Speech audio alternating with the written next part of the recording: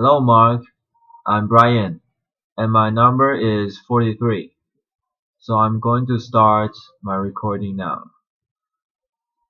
We need to change the culture in our jails and prisons, especially for young inmates. New York State is one of only two in the US that automatically arrest and try 16 to 17-year-olds as adults. This culture of violence takes these young people and puts them in a hostile environment. And the correctional officers pretty much allow any and everything to go on. There's not really much for these young people to do to actually enhance their talents and actually rehabilitate them. Until we can raise the age of criminal responsibility to 18, we need to focus on changing the daily lives of these young people. I know firsthand. Before I ever turned 18, I spent approximately 400 days on Rikers Island. And to add to that, I spent almost 300 days in solitary confinement.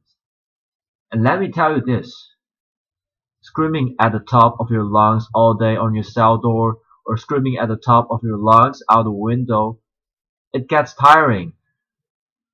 Since there's not much for you to do while you're in there, you start packing back and forth in your cell. You start talking to yourself, your thoughts start running wild, and then your thoughts become your own worst enemy. Jails are actually supposed to rehabilitate a person, not cause him or her to become more angry, frustrated, and feel more hopeless. Since there's not a discharge plan put in place for these young people, they pretty much re-enter society with nothing, and there's not really much for them to do to keep them from recidivating. But it all starts with the COs. It's very easy for some people to look at these correctional officers as the good guys and the inmates as the bad guys, or vice versa for some. But it's a little more than that. See, these COs are normal, everyday people. They come from the same neighborhoods as the population they serve. They're just normal people. They're not robots, and there's nothing special about them. They do pretty much everything anybody else in society does. The male CEOs want to talk and flirt with the female CEOs. They play the little high school kid games with each other. They politic with one another, and the female CEOs gossip to each other. So I spent numerous amounts of time with numerous amounts of CEOs. And let me tell you about this. One in particular named Monroe. One day he put me in between the A and B doors which separate the north and south sides of our housing units. He put me there because I had a physical altercation with another young man in my housing unit. And he felt, since there was a female officer working on the floor, that I violated his shift, so he punched me in the chest. So he punched me in my chest. He kind of knocked the wind out of me. I wasn't impulsive. I didn't react right away because I know this is their house. I have no wings. All he has to do is pull his pin and backup will come immediately. So I just gave him a look in his eyes and I guess he saw the anger and frustration just burning. And he said to me, "Your eyes are going to get you in a lot of trouble because you're looking like you want to fight." So he commenced to taking off his utility belt, he took off his shirts and his badge, and he said, "We could fight." So I asked him, "You gonna hold it down?" Now that's a term that commonly used on Rikers Island, meaning that you're not going to say anything to anybody, and you're not going to report it. He said, "Yeah, I'm gonna hold it down. You gonna hold it down?" I didn't even respond. I just punched him right in his face, and we began fighting right then and there. Towards the end of the fight, he slammed me up against the walls. So while we were tussled up, he said to me, "You good?" As if he got the best of me. But in my mind, I know I got the best of him, so I replied very cocky, "Oh, I'm good. You good?" He said, "Yeah, I'm good. We'll let go." He shook my hand, said he gave me my respects, gave me a cigarette, and sent me on my way. Believe it or not, you come across some CEOs on Rikers Island that fight you one on one. They feel that they understand how it is, and they feel that I'm going to meet you where you're at. Since this is how you commonly handle your disputes, we can handle it in that manner. I walk away from it like a man, you walk away from it like a man, and that's it. Some CEOs feel that they're jailing with you. This is why they have that mentality and that attitude, and they go by that concept. In some instances, we're in it together with the CEOs. However, institutions need to give these correctional officers proper trainings on how to properly deal with the adolescent population. And they also need to give them proper trainings on how to deal with the mental health population as well. These CEOs play a big factor in these young people's lives for X amount of time until this position is reached on their case. So why not try to mentor these young people while they're there? Why not try to give them some type of insight to make a change so once they re-enter back into society, they're doing something positive? A second big thing to help our teens in jails is better programming. When I was on Rikers Island, the huge thing was solitary confinement. Solitary confinement was originally designed to break a person's mentality physically, to break a person mentally, physically, and emotionally. That's what it was designed for. The U.S. Attorney General recently released a report stating that they're going to ban solitary confinement in New York State for teens. One thing that kept me sane while I was in solitary confinement was reading.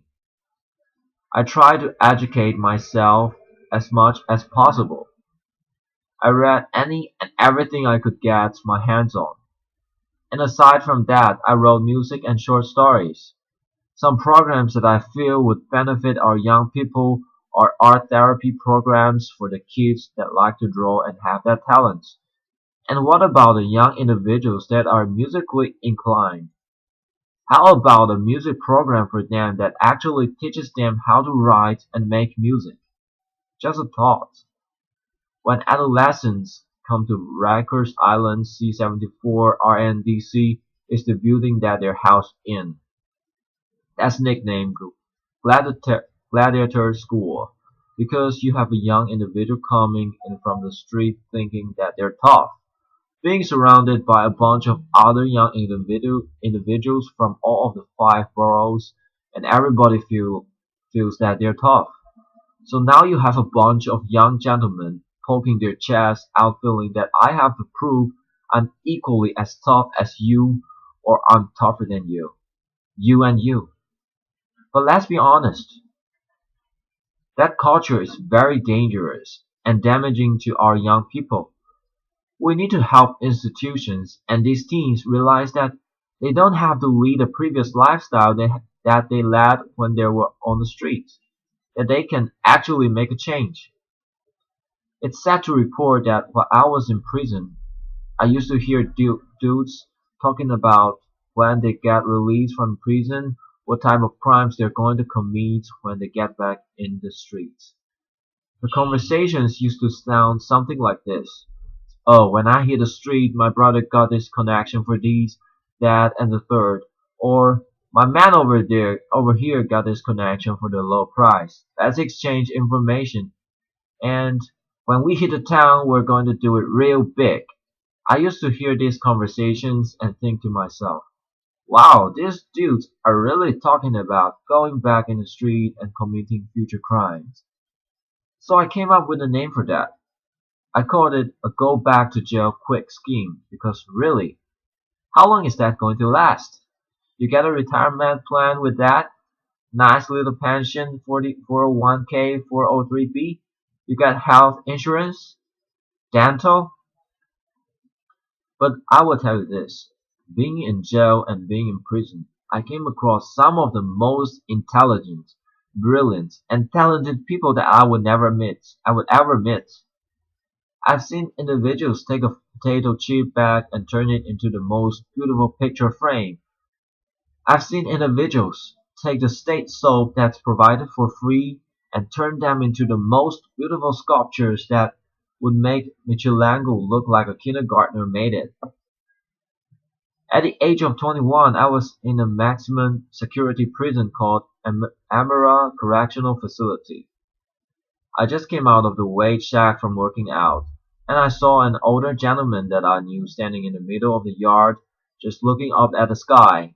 Mind you, this older gentleman was serving a 33 and a third to life sentence in which he already had served 20 years of that sentence.